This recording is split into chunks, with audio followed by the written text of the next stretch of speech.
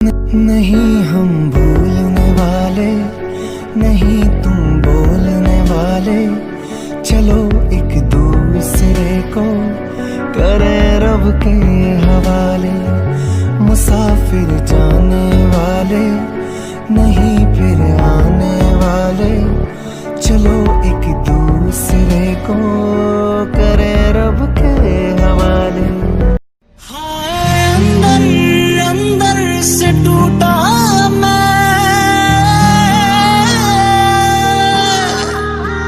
तेरे इश्क में खुद ही से रूठा मैं। हाय तेरे हो सारे के सारे मैं,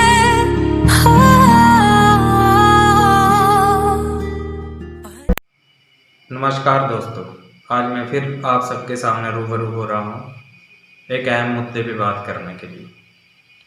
जैसे कि राजनीतिक दलों पे एक ही परिवार का दबदबा रहता है, वैसे ही बॉलीवुड में हो चुका है। कुछ परिवारों ने बॉलीवुड पे कब्जा करके रखा है। 2020 बॉलीवुड के लिए बहुत ही दुखद रहा, लेकिन उनमें से ज़्यादातर नेचुरल मौतें हुई। इसी बीच एक खबर आई, सुशांत सिंह राजपूत ने आत्महत्या कर ली है। उसके ऊपर आप सबने ज़्यादा सोचा नहीं होगा। उसके ऊपर जो कंगना रनावत की वीडियो है या अलग अलग कलाकारों की वीडियो, उनको आपने देखा नहीं होगा। मेरा मानना ये है कि सुशांत सिंह राजपूत की हत्या की गई है, ना कि उनकी आत्महत्या हुई है। तो इसी बीच कंगना रनावत का कुछ वीडियोस मैं आपको दिखाना चाहता हूँ। आप भी सोचिए, देखिए, समझिए और फिर डिसाइड कीजिए कि बॉलीवुड पे भी कैसे कुछ परिवारों का, जिनको हम बहुत ही चाहते हैं, उन कलाकारों ने अपना दबदबा बनाए रखा है। वो किसी आम कलाकार को बॉलीवुड में भी घुसने नहीं देते, जो कि बहुत ही दुखद है। चलो पहले कंगना रनावत की वीडियो देखते हैं, उसके बाद आगे इस बात पे बात करते हैं। सुशांत सिंह राजपूत की मौत ने हम सबको झंझोड़ के रख दिया है, मगर कुछ लोग जो इस चीज में माहिर हैं कि कैसे एक पैरेलल नैरेटिव चलाना है, वो इस तरह से चला रहे हैं कि हाँ, जिनका दिमाग कमजोर होता है वो ये डिप्रेशन में आते हैं और सुसाइड वगैरह कमिट करते हैं। जो बंदे ने स्टैनफोर्ड की स्कॉलरशिप, वो रैंक होल्डर है in his entrance for engineering, उसका दिमाग कमजोर कैसे हो सकता है? अगर आप देखें उनके कुछ लास्ट पोस्ट, वो क्लियरली कह रहे हैं कि लोगों को बैक कर रहे हैं कि प्लीज मेरी फिल्में देखो, मेरा कोई गॉड फादर नहीं है, मुझे निकाल दिया जाएगा इस इंडस्ट्री से। अपने इंटरव्यू में वो जाहिर कर रहे हैं कि मुझे क्यों नहीं ये इंडस्ट्री अपनाती है, I feel like a left over. तो क्या इसमें इस हादसे की कोई बुनियाद नहीं है?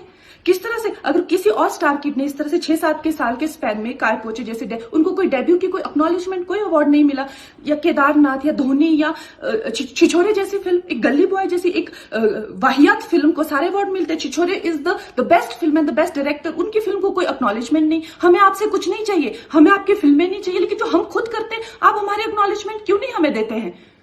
मुझे इनकी फिल्में, मैं जो खुद फिल्में डायरेक्ट करती हूँ, उनको सुपरहिट फिल्मों को ये फ्लॉप घोषित करते हैं। मुझ पे 6 केसेस क्यों डाले गए, क्यों मुझे जेल में डालने की कोशिश की गई?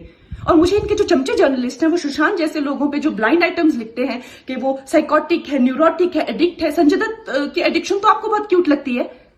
वो लोग मुझे मैसेज करते हैं कि तुम्हारा बहुत डिफिकल्ट टाइम है, तुम ऐसा वैसा स्टेप मत उठा लेना। ऐसा क्यों कहते हैं मुझे? ये क्यों मेरे दिमाग में डालना चाहते हैं कि आप सुसाइड कर लीजिए? तो ये सुसाइड थी कि ये प्लान मर्डर था? लेकिन सुशांत की गलती यही है कि वो उनकी बात मान गया। उन्होंने कहा तुम वर्थलेस हो, वो मान गया।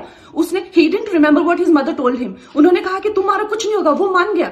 वो चाहते ही ये है कि वो इतिहास लिखे और ये लिखे कि सुशांत कमजोर दिमाग का था। वो ये नहीं बताएंगे कि क्या सच्चाई क्या है। तो हमें ये डिसाइड करना है कि who will write the history, we will decide. तो इस प्रकार कंगना रनावत ने कुछ विषय रखे कि लोग बोल रहे हैं उनकी मृत्यु डिप्रेशन के कारण हुई। मेरा भी मानना ये है कि जिनकी लगातार हिट फिल्में जा रही हैं उनको डिप्रेशन कैसा? वो हर ऊंचाई को छू रहे थे, तो डिप्रेशन कैसा? क्या ये बॉलीवुड की मिली भगत नहीं है? क्योंकि एक आम इंसान नीचे से उठ के ऊपर आया था। इसे हम डिप्रेशन नहीं, इसे हम सिर्फ एक हत्या मान सकते हैं, जो कि बॉलीवुड द्वारा रची गई थी। उनको इतनी हिट फिल्में देने के बाद डिप्रेशन तो हो ही नहीं सकता था। उनके दिमाग में भरा गया, बार बार भरा गया कि तेरी फिल्में अच्छी नहीं जा रही हैं, तेरे को फिल्में नहीं मिलेंगी, तू अच्छा काम कर। और अगर तू अच्छा काम नहीं कर पा रहा है तो भी तू ज़्यादा दुखी मत होना। ये बातें बोल बोल के उसके दिमाग में भरी जा रही थी कि तू गलत नहीं करना, जैसे कंगना रनावत के साथ भी हो चुका है, तो उनको ज़्यादा नॉलेज होगा। इसी बीच में उनकी एक और वीडियो आती है जो तथ्यों के साथ आती है, चलो जरा उसको भी देख लेते हैं। सुशांत सिंह राजपूत की हत्या के बाद कई चीजें बाहर निकल के आई हैं। कुछ मैंने इंटरव्यूज पढ़े हैं, कुछ डायरेक्टली भी बात की है। तो उनके पिताजी का कहना है कि वो फिल्म इंडस्ट्री में हो रही टेंशन के करके बहुत ज्यादा परेशान थे। अभिषेक कपूर जिन्होंने उन्हें लॉन्च किया, उनके साथ हाल ही में एक फिल्म की है केदारनाथ, उनका कहना है कि it was a systematic dismantling of a fragile mind. Ankita जो उनकी लॉन्ग टर्म पार्टनर रह चुकी है, उनका कहना है कि वो सामाजिक रूप से की गई अपमान और बेइज्जती नहीं सहन कर पाया। तो अब मैं आपको बताऊंगी कि मूवी माफिया ने ना कि सिर्फ उनको बैन किया था, सिस्टमैटिक डिसमेंटलिंग, कैसे कतरा करके उनका दिमाग तोड़ा गया है, उनको मारा गया है। तो ब्लाइंड आइटम आप इसलिए लिखते हैं क्योंकि आप जब झूठ लिखना होता है, आपको के अगेंस्ट कोई लीगल एक्शन नहीं लिया सकता क्योंकि आपका तो नाम ही नहीं लिखा, मगर उसकी जो डिस्क्रिप्शन होती है, जैसे मेरे बारे में लिखा जाएगा कि जिस लड़की के घुंघराले बाल हैं, जिसको नेशनल अवार्ड मिला हुआ है, साइकोटिक है, इस तरह से जो कि मनाली से डिस्क्रिप्शन पूरी दी जाएगी मगर नाम नहीं लिखा जाएगा। 23 अगस्त 2017 को बॉलीवुड लाइव सुशांत के बारे में लिखता है कि वो जब भी सेक्स करता है तो सिर्फ अपने ही गाने सुनता है, वो सबसे बड़ा नार्सिसिस्ट है। 16 दिसंबर 2016 में मुंबई मिरर लिखता है कि सुशांत एक ट्रक ड्राइवर की तरह लगता है। 22 फरवरी 2019 को मुंबई मिरर लिखता है कि पार्टी में तमाशा करने के बाद सुशांत ने कांच की बोतल एक डायरेक्टर के सर पे दे मारी। 18 अक्टूबर 2018 को डीएनए लिखता है कि सुशांत ने अपने को एक्टर का रेप किया और वो मीटू के चलते अब जेल जा सकता है। और ऐसी न जाने कितने अनगिनत झूठ। और ये जो बुद्धिजीवी जर्नलिस्ट हैं, ये जो चील कौए गिद्ध हैं जो मूवी माफिया के पाले हुए हैं, ये इसको मेंटल इमोशनल साइकोलॉजिकल लिंचिंग को जर्नलिज्म कहते हैं। मेरे बारे में आज तक जो भी कहा गया मैंने कुछ नहीं कहा, लेकिन जब एक स्वतंत्रता सेनानी के खिलाफ गंदगी लिखी गई, मैंने उस जर्नलिस्ट को कॉन्फ्रंट किया। आपको पता है उसी रात 4 सीनियर जर्नलिस्ट ने मेरे खिलाफ एक गिल्ड बनाई, ऐलान किया गया कि इसकी फिल्म को बैन किया जाए, फ्लॉप किया जाए।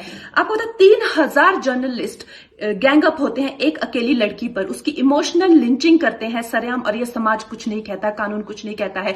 मैंने उन पे केस करने की कोशिश की मगर 1 महीने बाद वो गायब हो गए, मेरी फिल्म रिलीज हुई, गायब हो गए। तो मेरा कहने का मतलब ये है कि अगर ये समाज जिस अन्याय की बुनियाद पर खड़ा है और कभी आवाज नहीं, आप ये पढ़ते हैं, चटकारे लेते हैं, कभी आपने सोचा है कि कभी नेपो किड्स के बारे में ये क्यों नहीं लिखा जाता है? तो ये अन्याय का फंदा किसी दिन आपके बच्चों के गले में लटका मिलेगा, आपके गले में लटका मिलेगा। इसलिए जब तालियां बजेगी और सीटियां बजेगी तब आपको पता चलेगा कि क्या गुजरती होगी। तो यहाँ पे खत्म होती है कंगना रनावत की दोनों वीडियो।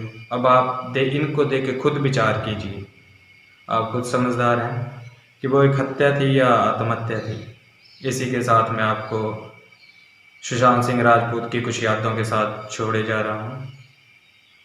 कृपया वीडियो को सब्सक्राइब, लाइक और शेयर जरूर कीजिए और अपना कमेंट पक्का कीजिए कि वीडियो कैसी थी, कैसे में बुरा था, कैसे में अच्छा था, और अपना विचार जरूर रखिए। जय हिंद। और ऐसा हुआ नहीं, तू है मीलों दूर कहीं, तेरे संग पल दो पल को हंसना जो चाह तो। रुला के गया इश्क तेरा, रुला के गया इश्क तेरा, के माने नहीं दिल ये मेरा, कैसे चुप मैं कराऊं वे। रुला के गया इश्क तेरा, रुला के गया इश्क तेरा, के माने नहीं दिल ये मेरा, कैसे चुप मैं